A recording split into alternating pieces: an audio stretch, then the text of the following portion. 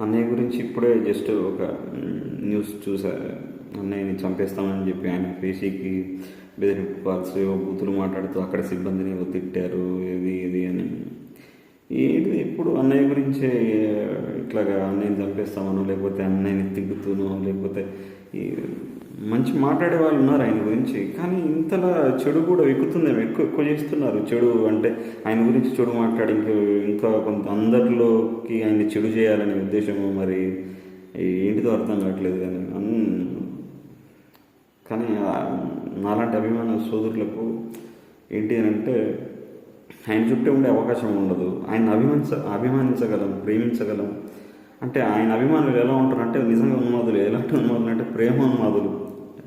ఎలా అంటే ఇంట్లో అమ్మా నాన్నని ఎంత గౌరవించి ఎంత ప్రేమిస్తామో నిజంగా పవన్ కళ్యాణ్ అన్నయ్యనంటే అంతే ప్రేమ, అంతే గౌరవం ఉంటుంది. నిజమేనా?